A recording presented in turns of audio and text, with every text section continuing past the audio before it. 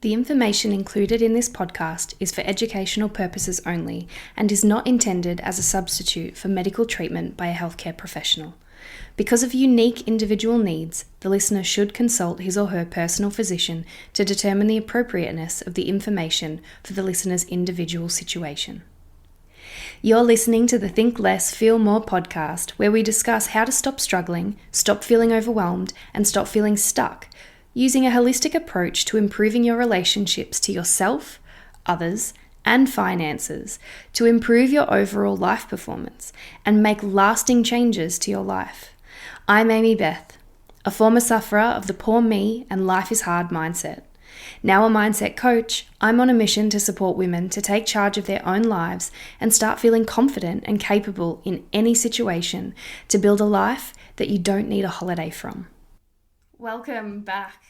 It has been 12 months since the last episode. I did actually try to record one a few months back, and of course, as you know, technology does from time to time, I recorded an hour-long episode and it decided to not record any of the audio, so I had a video with no audio. And then I was so frustrated, I just haven't come back. But here I am, 12 months down the track, and I have so much I want to talk about today. But I really firstly just want to start with what happened 12 months ago, why it's been 12 months and where I'm at and what I'm looking to do moving forwards, and why this is such an important year for me, my life, my business, and hopefully, as always, that you guys can learn something from my stuff. So this time of year is always crazy for us, which I know for a lot of people it is. We're coming into Christmas, and this part of the year, this 6 months between sort of mid-September to end of March, all our immediate family have decided to have their birthdays at this time of the year. So we have, about 4 weekends free in that time. So it's not a great time for me to be really knuckling down with work, but couple that last year with the fact that we were planning 2 weddings and a honeymoon, that stuff really took precedence over a lot of other life stuff. And I was in a good position with the business, so, it allowed me to just do everything I needed to do. And so then Christmas went by, Ben and I got married. We had our beautiful ceremony up in, the Macedon Ranges. A friend of ours was so generous and offered their property to us so that we could say our nuptials and seal the deal. And so we did that in March, and because COVID had been so unpredictable, we decided that it was best to try to keep it as small and intimate as possible. So we only had our parents and siblings, grandparents, and then basically just our bridesmaids and groomsmen. So it was a very, very small, intimate ceremony, but it was the most wonderful day. We were very fortunate because that morning there was rain pouring in sideways through the kitchen window while the girls were getting ready. It wasn't a great morning, but thankfully the rain eased up and, someone was definitely watching over us that day. There was only a very light shower, and we were very fortunate that it held off just enough so that we could say what we wanted to say and really tie the knot. So it was a beautiful ceremony, so grateful for that. And then in April, we had our party. We had our reception. So we still wanted to be able to celebrate with everybody. It was important to us to be able to share that special time with everyone. So we had spoken to the photographers and the videographers, and they were so great. They actually sent us a very small cut of just the ceremony so that at the reception we could show that. So we had that back quite quickly, and we were very fortunate that we were able to show all the other family and friends that couldn't be at the ceremony with us how our day went. And so we had a few drinks and ate some food, and that was just, again, a really casual, great evening. So we've been very fortunate that it was it could have gone so horribly wrong, as I know so many people's days did. But we were very fortunate that it all worked out for us. And then 2 days after the reception, we, again, were so lucky that we were able to jump on a plane, and we spent 4 weeks in Europe. So we went to Switzerland, France, Spain, and London. So we spent a week in each and travelled around, and it was so bizarre to be on a plane, to be in another country, to be travelling. And I think from memory, we were the only Aussie couple. We heard our accent, the Australian accent, twice while we were away. One of those was at the airport, and the other one was from a gentleman sitting in Paris in a cafe having a conversation with who we assumed was his partner. So he was both French and English speaking. So it was very strange. There was not a lot of people around, and I think most of China was still in lockdown at that point. So there weren't a lot of tourists from that part of the world. It was really just European tourists, and so everything was very, very quiet. We got in and out of the Louvre in a day and got to see all the major things. They say minimum time to see the Mona Lisa is about an hour's wait, and we were in and out within 20 minutes. So we were so grateful, that we could do that. But yeah, definitely COVID did affect the travel industry hugely, but we were very, very fortunate that we could get back and do that together. So it was a wonderful time for us at the beginning of the year. And, obviously that took a lot of planning, a lot of time. And so, yeah, work did take a little bit of a backseat. But unfortunately, when we got back from the honeymoon, it was like our world had just been flipped upside down. We were both having a lot of issues within both our businesses. It wasn't a great time. People were still cautious because of COVID. Winter was coming. People were funny about spending money. So there was a lot of changes happening within the business. But one thing I didn't account for those of you who follow along the spiritual side of stuff with me, you'll know that, energy has a huge impact on the things that we receive in our world, and usually how we feel is what we get, and until we uncover those true feelings, it can be very difficult to decipher what's going on and why it's happening. And so Ben and I getting married changed the dynamics of the energy that we were both giving off. We went from being individuals to creating this new union together. And by creating this new union together, we effectively changed the dynamics of our relationship, our energy, the energy we were putting out. And, that definitely began to affect the kind of people that I was bringing into my space.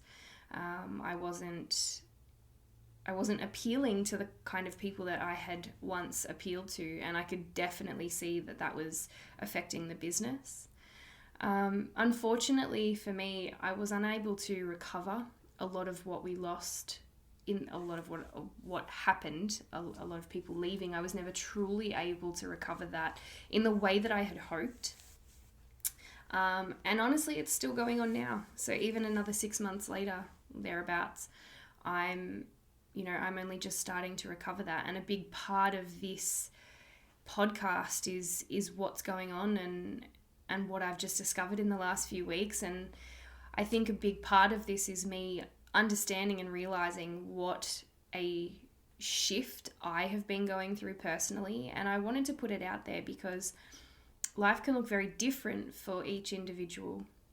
And often when we have expectations that we need to be at X, or, wherever we think we need to be, it can take away from the truth of what's really happening for us. And I know there are a lot of people out there who may disagree with this, and that's totally okay. One thing that I've learned most recently is that I need to stick true to the way I practice the way I heal, the way I do my journey, and it doesn't always align with other people's, and that's completely okay. But my outlook on this is essentially I have been going through a huge transition since Ben and I got married, and some of you may know, some of you may not know, in about July, August, we actually miscarried with our first child. So being a mother is something that I have wanted for as long as I can possibly remember. I've always been very nurturing. Some people used to call me a little mother when I was little. I loved taking care of people. I worked in childcare for about 5-6 years. I loved being around the kids. I loved being a mum. And so that was really, really hard for us. Not only were our businesses struggling for a little while there, and for me continually, we then have this thing that just felt so happy, so wholesome, so exciting. And then it didn't eventuate. The pregnancy wasn't viable. And for me, it started a very, very slow descent into effectively depression. What some in the spiritual world might refer to as a dark night of the soul. Others would look at that more as it's just depression. I had lost all hope in life, in myself, in the business, and I began to struggle, and looking from the outside in, no one probably really knew. I don't think I even really knew, not until recently, and it's so hard to sort of quantify what that looks like for each individual person. We all go through things differently, and I was trying to stay positive. I was doing all of the things. I was doing the work. I was going to workshops. I was going to see therapists and, all of the work, which I know those bits and pieces were absolutely fundamental and were such a huge part of the recovery. It's just when you're looking for that quick fix, when you want something to be now, when you don't want to feel this way anymore, having the patience to wait for that to transpire. So even though, there's all these logical, practical ways of recovering, it doesn't necessarily mean that it's going to work for you, because whether we like it or not, there is a certain timing to part of our journey. We will never be given more than what we can actually handle, and until we're genuinely ready to see the truth of something, it won't be revealed to us. And so that can take time. That can require peeling back layer after layer after layer. And if you can only peel back one layer at a time, well, obviously that's going to take, a certain amount of time. And again, looking at not being really able to quantify time, that time frame can look different for everybody. And for me, it's been, at least 6 months, probably longer. So I've been peeling back layer after layer of why I feel this way, of what's getting in my way, of why I can't show up in the business the way I want to, why I'm having trouble creating content, why I feel hopeless and sad and unfulfilled in my life and not happy with where I'm at. Or, I've just got married. I have a beautiful relationship with my now husband. I know that my body has the ability to grow a child. We can conceive. There's so many wonderful things about my life. But when you begin to lose hope, when you begin to lose that sense of fulfillment and purpose in life, it's very difficult to see all those things that you should be grateful for, that you on some level are grateful for, but not having that hope can really have a detrimental effect on how you're showing up in your life. And so who you be is how you feel. And if you feel hopeless like I did, that's going to have a profound impact on your abilities to action the things that you want. And so I know for me, that's been a huge learning curve these last few months, is acknowledging and truly acknowledging, after peeling back so many layers, that I was miserable. I was so unhappy, because every time my story suggested that every time I tried to have something good, it was momentary. it would be taken away. And so, we had the wedding and we had the honeymoon, and then we got home, and all of that bliss, it was just like a giant bubble had been popped because we had the stress of everything that was going on within the business. And so that was momentary. And then, we had the excitement of the pregnancy and becoming a mother and starting a family and all the things that were going to come from that. And then it felt like that was also taken from us. And, dark night of the soul is essentially losing spiritual purpose, or just purpose in general. And it can often be caused by a significant event. And so for me in this case, it was already feeling a bit like a downward spiral, but the miscarriage really solidified that spiral for me. And that was the event where my ego had just said, enough, I'm done with this. How can there be any hope when every time you want for more, every time you try for more, it gets taken away? And so part of me moving forwards was learning a new technique called rapid transformational therapy. And I actually came across this when a mentor of mine, a dear friend of mine, had actually started this therapy herself. And so I had a session with her quite early on after the miscarriage, and I was really, really impressed with how quickly we were able to uncover some feelings and emotions that I had been holding on to, that I had not been willing to look at. And this rapid transformational therapy, I'm going to get into a little bit more, because after this session that I had with her, I actually decided that it was so incredible and I thought it would be such a great asset that I actually decided to study. And so I've been studying this technique, and I am nearly there. I have a few more practice sessions that I have to log, a few more hours, one more class to attend this week. And then I just have an assessment that I need to send in, a video assessment of me actually performing a session. So this was fundamental in part of my recovery, and why I think I'm able to sit here today having recorded this podcast, because, as I said, for the last 12 months, I have not genuinely wanted from excitement to do this, to share content, to get up and record something. I did it because I knew I needed to, or I would try because I knew I needed to, but I wasn't excited to do it. And when you work in a business that's so heavily reliant on energetics, obviously that's going to have an impact on, there's a little bug here flying around my head, so I look a bit funny. So yes, that's obviously going to have an impact on the clients, on the flow, the ebb and flow.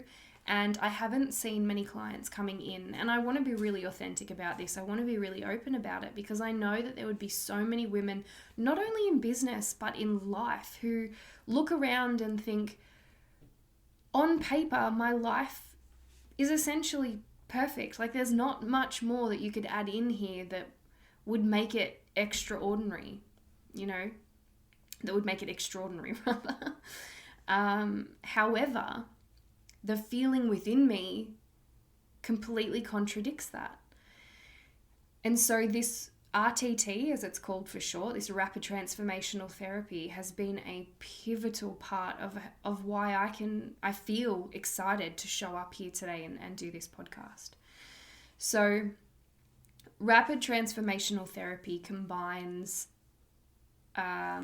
hypnosis, neuro-linguistic programming, cognitive behavioral therapy, and a few other different modalities all in one. And so the woman who created this, her name is Marissa Peer.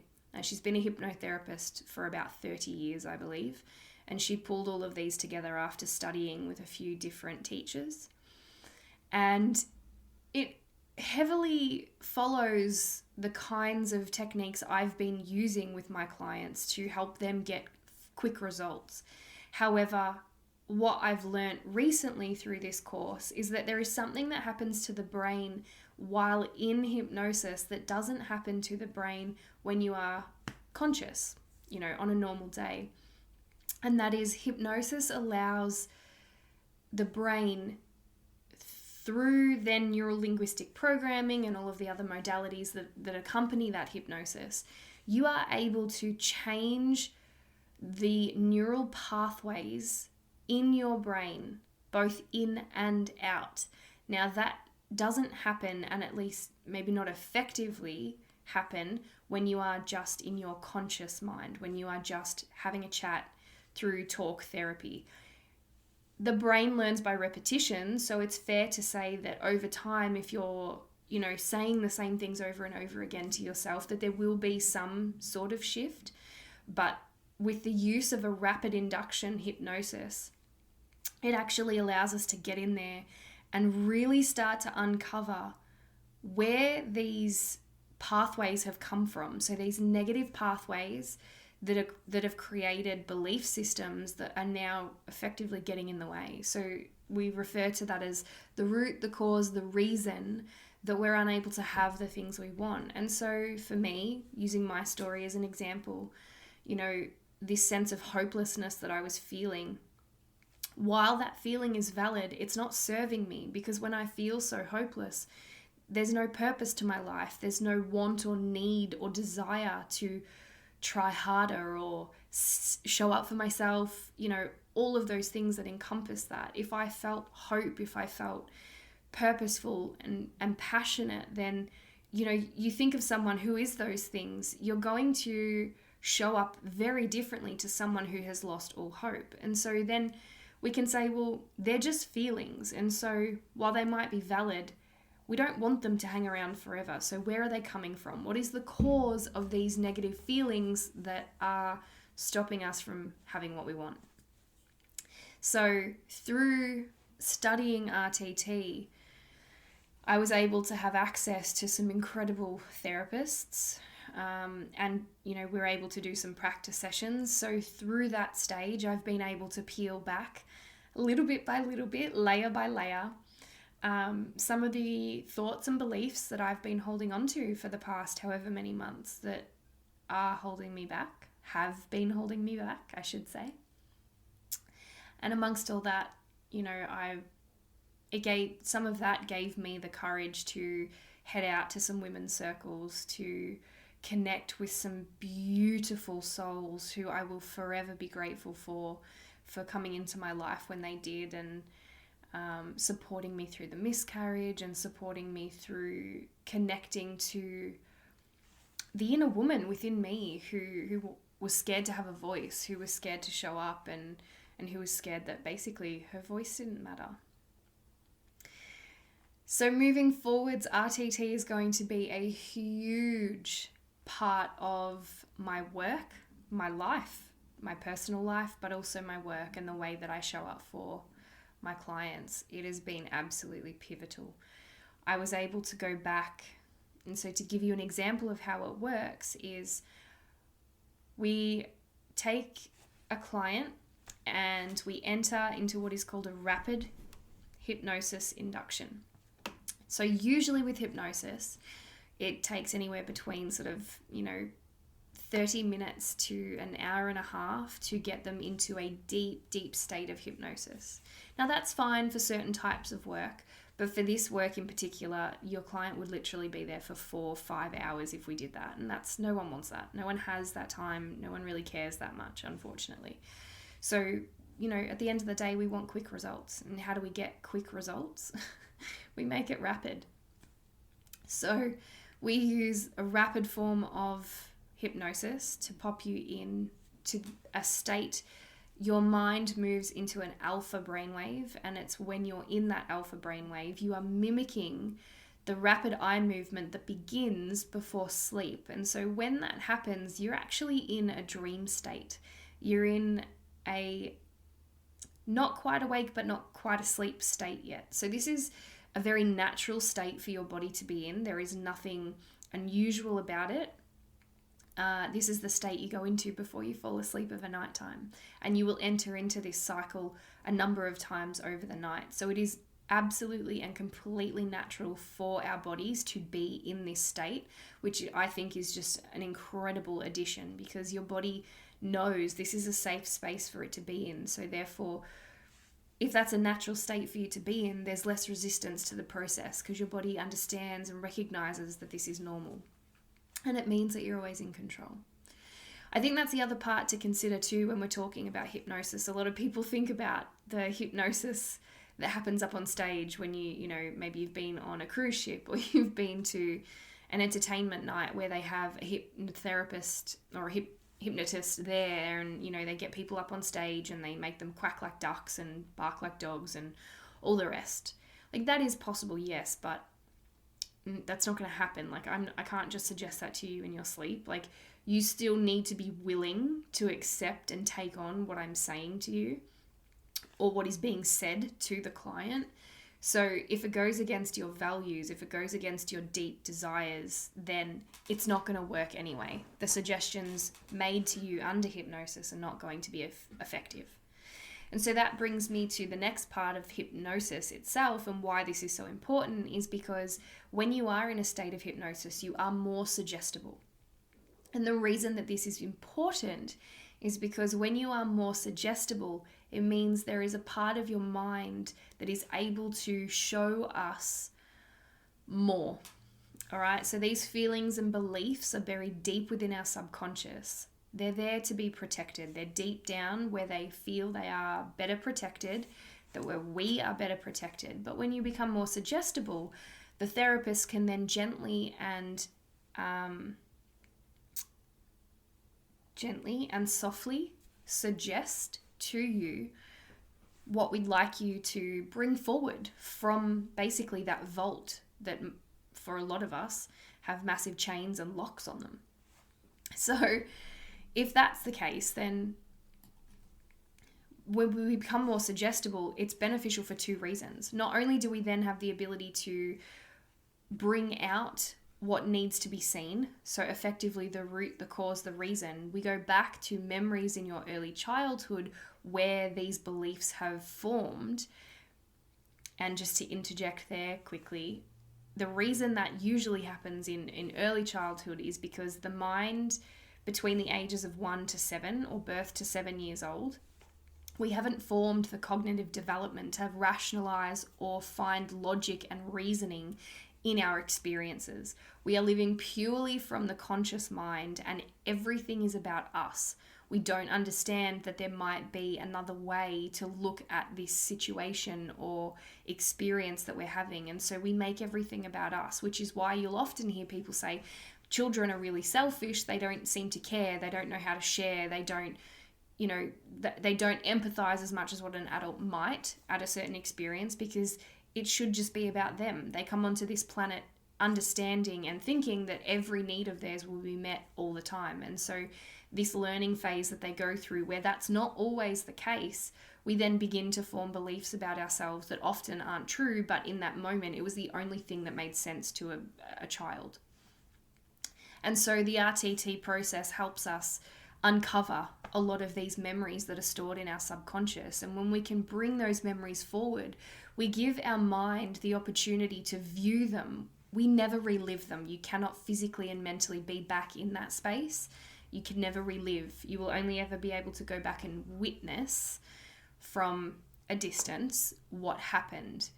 But when we do that, when we review these images, these memories, these scenes, whether real or imagined, it's actually irrelevant, because the feelings that we attach to these pictures in our mind, these images or experiences that we think have happened, it's these feelings that are more important than anything else, because the feeling is what we respond to as adults, and then the picture that we attach to those feelings is what our mind uses to navigate whether it's dangerous or not. And what I mean by dangerous is that we, as humans, in order to survive, we need to avoid pain. And because the mind doesn't know the difference between what's real and what's imagined, if it doesn't know that there isn't something physically in the way, it's just going to respond to that feeling. So there might be a feeling of pain when we have a memory of something that happened. Our body, our mind thinks that it's happening all over again. It doesn't know that that thing doesn't exist, because the mind does not know the difference between what's real and what's imagined. So that's why if I said to you now, I want you to close your eyes and I want you to imagine that you've just sliced open a big, juicy lemon. And as you cut down through that lemon, you see the juices squeezing out all over the chopping board. And then you cut them into quarters. And as you're cutting them into quarters, you can feel the fragrance of that lemon starting to tingle up your nose. And then you pick up that big, juicy piece of lemon and you go to bite down on it. And as you bite down on it, for those of you who have drunk before, you know what it's like, the sourness of that lemon. Your whole body tingles. And I don't know about you, but even as I'm talking, my mouth is actually salivating. So what that tells us is our body is responding to literally just the words I am saying and the pictures I can see in my head as I'm describing this experience. There is no lemon here in front of me. I'm not actually doing that. So we can see that if our body responds to what it thinks is real, then whether we believe something to be real, whether it is actually real, the only thing that matters is what we genuinely believe. Which is why very often we have people go, I don't understand why someone is thinking that way. Because deep down somewhere they genuinely believe it. And whether it's actually happening or not doesn't matter. What matters is whether they believe it or not. So the RTT process, we pop them into hypnosis and we help them regress. We start to do what's called detective work. We go back to these scenes, real or imagined, and we start to look at what beliefs were formed in early childhood. Sometimes adulthood too. If the experiences were impactful enough, they're going to leave an imprint on our mind and body. And so we still need to remove and release the emotion that might be stored from that experience.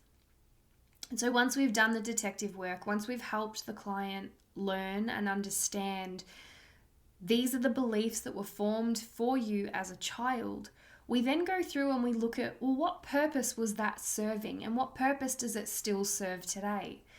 And often what will happen is it'll be protecting, prioritizing, or punishing. And the reason it does that is because it thinks it's helping. If it's protecting you, if to hold on to that belief, this part of us genuinely believes that it's protecting us, well, it's not going to want to give that up, because if it thinks it's protecting us, then it thinks it's doing a good job. If it's prioritizing us, it also thinks it's doing a good job because it's putting us first. It's a misunderstanding that if we prioritize ourselves in a certain way, or prioritize this belief or prioritize this experience, then effectively it's doing us a favor. We then come to punishment. Why would we need to punish ourselves? If we genuinely believe that we are undeserving of something, that we are not enough, that we are somehow different, that what we want is not available to us, then we try to punish ourselves to make sure that that belief rings true. If I punish you, you will never actually reach for anything because you don't deserve it. So immediately then we can start to see, well, that thinks it serves a purpose too. So if we can then start to see, okay, well, this is the experience that happened. These are the beliefs that I formed, and this is the reason why I'm now holding on to them. I can also begin to see that, well, I came up with these. And if I came up with them, then that means I can also let them go. If they're not necessary, if they're not relevant anymore, we want to change them. So then using hypnosis, we then begin to suggest to our mind, well, these are the things we used to think and this is why they happened, and we understand why these occurred and why this part of us was either trying to protect us or punish us, etc. We give that part of us a voice because it didn't have a voice, or we're not conscious to what it's trying to do for us. And more often than not, what I've experienced in my own practice is once that part of us has a voice and we're able to genuinely see why we created it in the first place, then we can do one of two things. We can either let that part of us go because it's no longer relevant or necessary, or we can transform that part of us that wants to still maybe protect us or wants to still maybe have a part in our life. We transform it, we give it a new role. And because we're able to be more suggestible, we can suggest to this part of ourselves, let's give you a new role. So often it could be something like a mentor, a cheerleader, a teacher, a coach, something that helps you achieve what you're trying to achieve. We want it to be a positive influence on us in a way that makes us feel empowered, not disempowered, which is, it thinks it's helping us, but in fact it actually disempowers us. It usually keeps us hidden, safe, invisible, etc. So once we either let it go or we give it a new role, we then suggest that these parts of us that we had, these beliefs that we had, we erase them, we eradicate them, we remove them. They're gone, we don't need them anymore. We suggest to the mind that they're not necessary, they're not relevant, and we just can't be bothered with them anymore. And because our mind is in that alpha state, because our mind is more open to suggestion, it takes on that suggestion that these things are no longer necessary. The emotion has been released. We've understood why it's all happened. And now we have a new understanding that everything we possibly wanted is now available to us. And so for me, this is where I got to. I did a session recently where I was able to uncover that I had essentially given up emotionally. Not physically, I was still pushing, I was still trying because I did not want to feel this way. I was so grateful and there were so many things that I wanted from my life, but I just felt hopeless. I felt sad and depressed, and I'd lost faith. I'd lost total faith in myself to be capable and actually create what I wanted to create. And so through this whole RTT process with my mentor, literally 2 days ago, I had this session and I was able to uncover what beliefs I had come up with. And that was me existing as I am. My mere existence caused people pain. And that my hopes and my dreams and my desires were not available to me because happiness was only fleeting. It was going to be taken away from me. It was not a permanent thing. And when I say happiness, I mean fulfillment. The things that fulfill me, the things that fill me with purpose, were only momentary. They weren't going to stick around. They weren't going to stay. And so the pain of potentially losing those things was too devastating each time. And my ego had decided enough's enough. We're not doing this anymore. So shut down, just completely stop trying.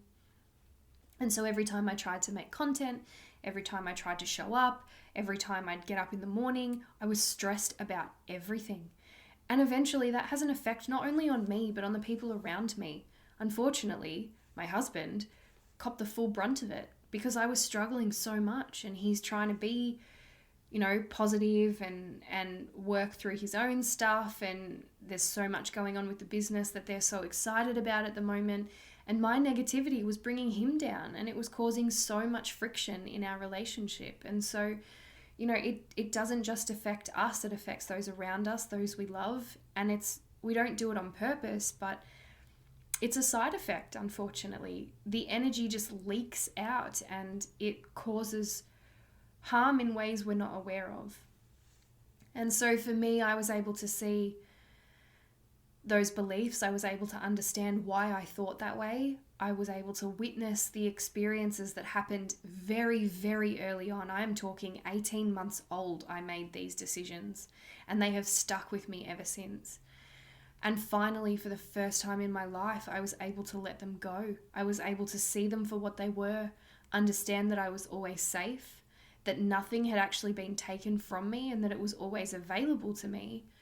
But more importantly, I could choose at any point in time when I wanted to do these things. I didn't have to wait for someone else to tell me whether or not it was safe for me to have them. And so I don't find it a coincidence that after having such a profound emotional session, a profound understanding, that 2 days later, I'm excited to show up for this podcast. I'm excited to share this journey with you all. I'm excited to finally start talking about RTT and how it helps me and how it's already helped so many of my clients who I've been practicing with. You know, it's one of the biggest effects that these beliefs had on me was that the safest thing for me to do was to become invisible. Because if I'm invisible, then no one has to look at me and say, hey, isn't she supposed to be over here? Hey, isn't she doing this? Hey, I thought she was, blah, blah, blah, whatever that might be. It was easier for me to be invisible, because if I'm invisible, then I can't get hurt. And so energetically, I'd pull back, I'd hide more, I wouldn't show up as much, or if I did, it was just, here's some stuff. You look back at that as a person, as a human, and you think, I can see why I did all of that. But in the moment, I used to beat myself up so much. I'm supposed to be this successful mindset coach and I can't even get my shit together. You beat yourself up emotionally. You get really hard and judgmental on yourself. But what I've learned is that I cannot do my job. I cannot do this work if I don't understand what it's like to live through this. And so as weird and as crazy as this theory might sound, I had to hit rock bottom. I had to feel these things, whether I like it or not. People can say it's just an excuse, it's just a reason. But tell me this, if you go to a therapist, if you go to a counselor, if you go to any kind of coach who hasn't experienced what you are trying to learn, can you genuinely connect with that person? Do they genuinely understand what it is like to live the way you're living, to do what you are trying to do, to achieve what you are trying to achieve? And while I hated this process, and while I look back and think, oh, there's so many things I could have done differently, I caused so much hurt to myself, to my husband, to our lifestyle by being in this space. But I'm so grateful for the experience, because without it, I wouldn't now see the benefits that it created for me, and how the grief that I had, that I was holding on to for the life I thought I had lost at 18 months old. Understanding grief is now going to be a signature part of my life, At 18 months old, 2 years old, I was grieving a life that I thought I'd lost already. I held on to that grief most of my life. And most of my life centered around grief. I had a tumultuous and turbulent childhood where my father was in and out of my life. And so the loss that I would feel every time that would happen, relationships that failed, that didn't work out, or at least at the time appeared to fail, the sense of loss that I felt from them. And then more recently, the one thing I wanted more than anything else was to be a mother. And so the grief and the loss from that experience, it brought me home to myself. Although it was incredibly painful, and it still brings a lump to my throat as I try to speak about it, it's given me an incredible perspective on life. And understanding that grief is only going to support me in becoming a better therapist, a better RTT therapist, a better mindset coach, a better human, because I have more understanding, more compassion, more empathy for those who don't even know that they're suffering from grief, who may have suffered loss at such an early age and not even understand how that's affecting their life. And so, as I've always said, my goals and my mission in life is to make sure that every single person that is listening to this, that listens to anything that I ever have to say, is that they know they're not alone. Is that they know that no matter what, I will still be here. I will show up for those people who are ready and willing to step up and rid themselves of these emotions, of these feelings, of these beliefs that are no longer serving them. It's something I'm incredibly passionate about, and for the first time in at least 12 months, I'm sitting here with a fire in my belly and I'm getting emotional just talking about it. You know, it's an incredible privilege to be in a position where people trust me with their deepest fears, with their life stories, and to be able to hold space for them, to show love and support them in a way that maybe they've never had before. You know, the energetic exchange that has on the planet. You know, I know that sounds really whimsical and hippie and all of that, but it is, you know.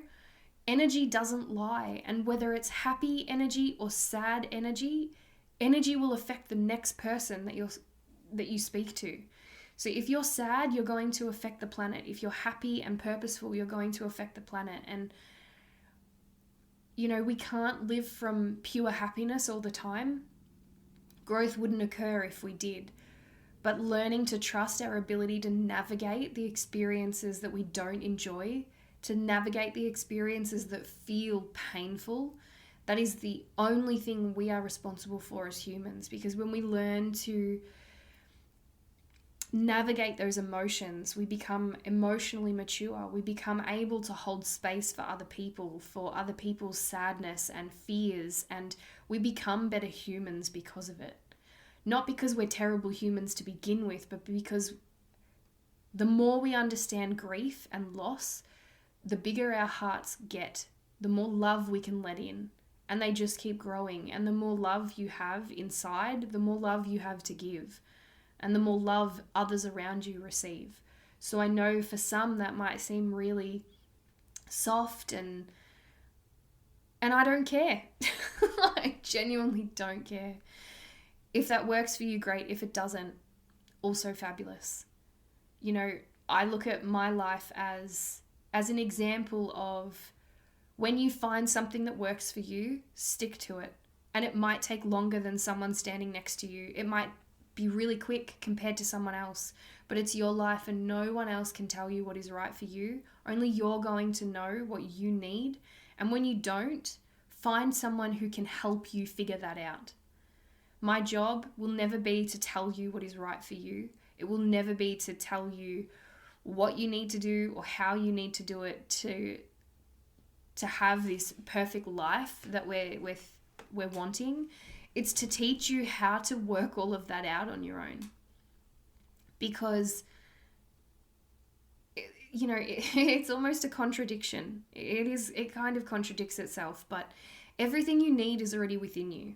Yeah? And I've heard that before, but I also want you to understand that as a coach, as a therapist, whatever you want to call me, my job is to help you unlock the parts of you that already know those things. So you might not be able to do it on your own. In fact, we're not meant to. Every person that I know who is successful, who is sustainably successful, has coaches, has therapists, has mentors. They are always learning. They are always growing. We cannot stay stagnant. And so, although you might have all the answers, you're the one that can physically, emotionally, spiritually, mentally create. We still need those people around us to support us and nurture us and guide us. And, you know, it's no different to when you are a child and you're learning all these new and wonderful things about yourself. Ultimately, you decide what's right for you, but you have people around you guiding you in a direction that might, you know, eventuate into something that you're proud of, that you're excited to do. So that's been my journey. It has not been easy. And I'm not here to pretend like it's all rainbows and sunshine. You know, I have people in my life who I consider incredibly good friends, who are and were clients.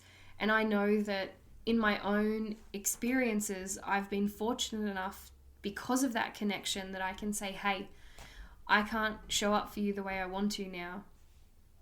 I need to take some time for me. Let's reschedule a session. So all of these things are important in me becoming the best version of me, and I've been able to do that over the last few weeks, months, year even, if you want to go that far back. But as I said, it is certainly not a coincidence that I'm able to record this today, and I keep saying it because I'm still in awe of what I've been able to achieve in no less than 48 hours. The thought of having to record this podcast a few weeks ago had me physically nauseous. And today I sit here with so much excitement to talk about this new practice that I'll be bringing in, that I'm so excited to begin offering as of the beginning, probably mid-November. I've got to graduate first, but we're almost there. Definitely in the new year, if it's not set up by the end of November, beginning of December. So if you're all still listening, thank you. Thank you for being your wonderful selves, for trusting in me, for hearing my story and knowing that you're not alone. Everyone goes through this at different points in their life. And I'm so excited that I can share this story with you and hopefully inspire some of you to reach out to someone who can support you, whether that's me or someone else. I want the best for all of you. And I want to help as many people as I can reach their ultimate goals, their ultimate desires, because I know what it's like to lose hope. I know what it's like to feel like it's not available to you. So I'm here, I'm standing for you. And if that is something that you want, reach out, talk to me, let's organize something. Even if it's just a chat to help you, begin your journey, or maybe re-begin your journey, because sometimes we do just need a break. So if you want to know any more about RTT or the process or how it can help you, absolutely send me a DM, send me a message. We can set up a free chat. No obligation at all. It's just a chat about what it is and how it might help you so that you can make a decision on whether or not it's right for you. If you just want to chat, if you're looking for someone, if you're looking for support, I'm here. But if you literally just want to say, hey, reach out, I'm all for that too. If there's anything you want to know about, anything that you would like to have more insights on, I'm always up for that. I'm looking forward to reinstating this podcast in a way that really genuinely aligns with who I want to be. So thank you for each and every one of you and for coming along on this journey with me. I'll talk to you in the next episode.